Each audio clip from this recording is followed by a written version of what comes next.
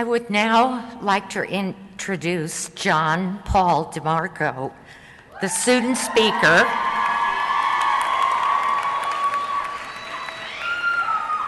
who was chosen by his classmates to deliver the commencement address.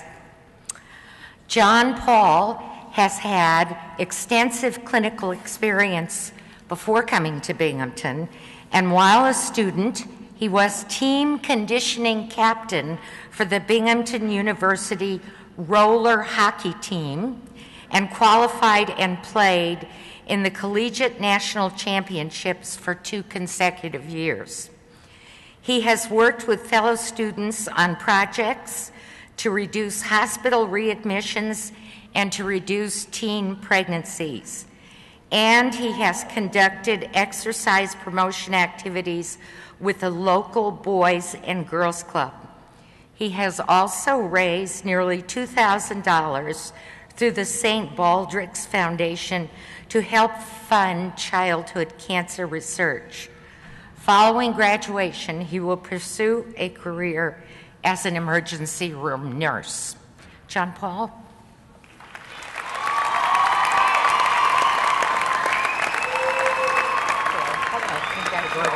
Yeah, there you go.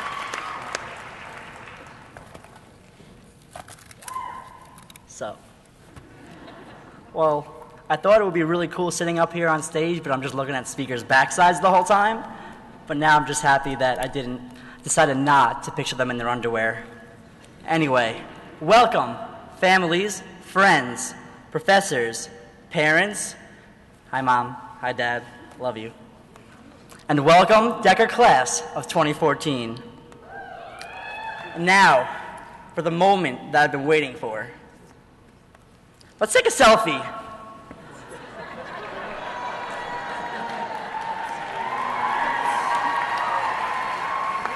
All right. I'm honored to be up here before all of you today, so thank you.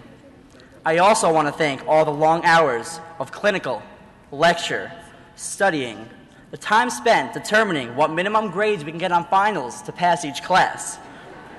Yeah, you know it. NCLEX practicing, care plans, papers, projects, and sleepless nights. I want to thank all of these elements that make up nursing school, not because it'll make us better nurses, no, but because these are the things that have provided you with all the requirements to graduate and just enough delirium to let me get up here and speak in front of you guys.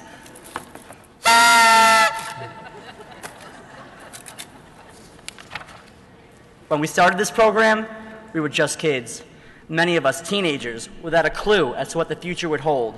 But now, as we stand here today, congratulations, because, well, actually, we're still just kids without a clue as what the future holds. But now we have that really cool piece of paper called a diploma and the ability to take an accurate manual blood pressure, maybe about a third of the time.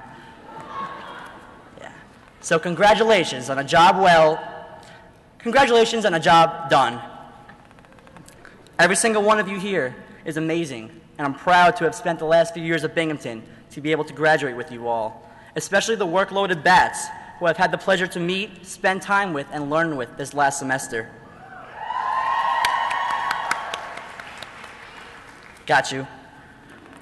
I don't think I'll ever again come across people who have such firm personalities like Delaney, Kirsty, and Alana, the genuine caring hearts of Dennis, Vanessa, and Virginia, or just the absolute beauty of all of our nursing professors. What's up, Margaret?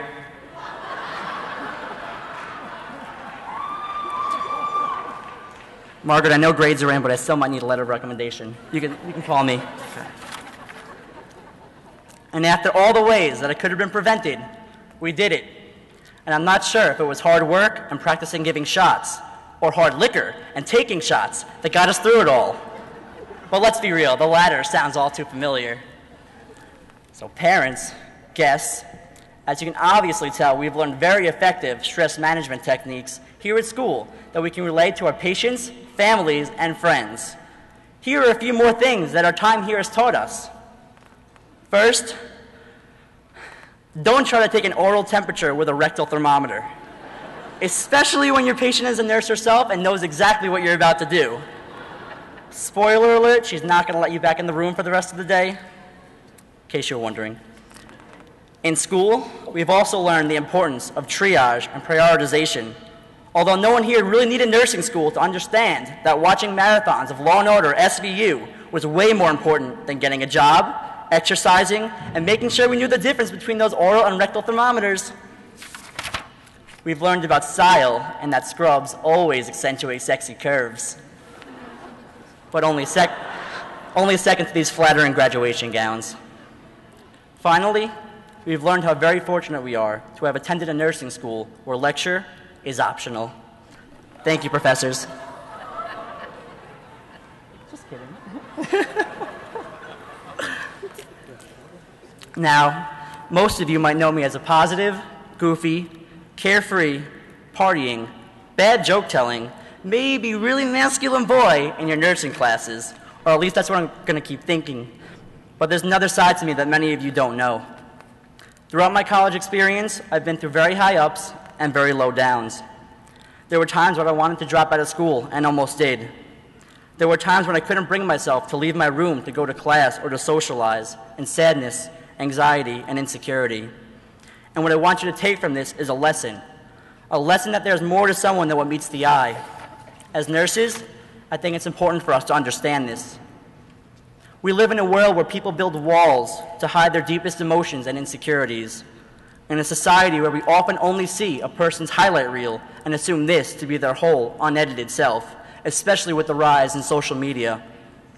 But this is rarely the case, and this is why it's important to be judge-free, to be accepting, and to be kind. Be kind because everyone we meet is fighting his or her own battle that is not always apparent. Be kind because it will make our patients and their families more comforted as we care for them. And be kind because kindness is the factor that can actually make a difference in our nursing care.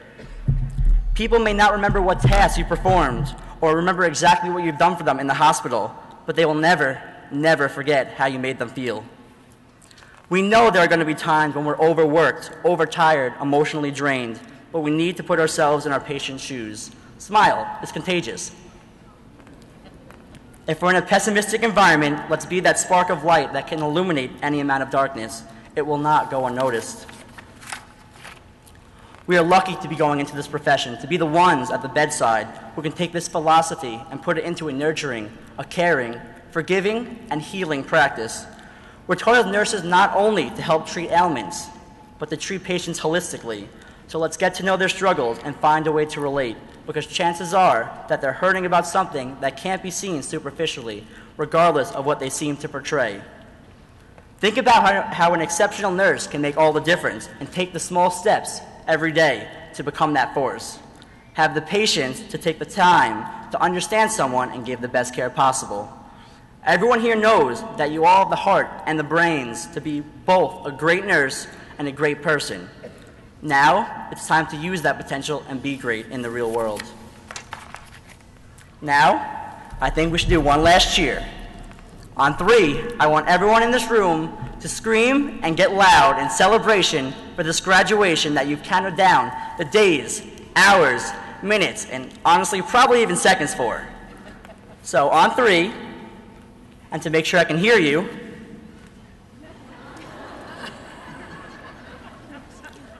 here we go. 1, 2, 3.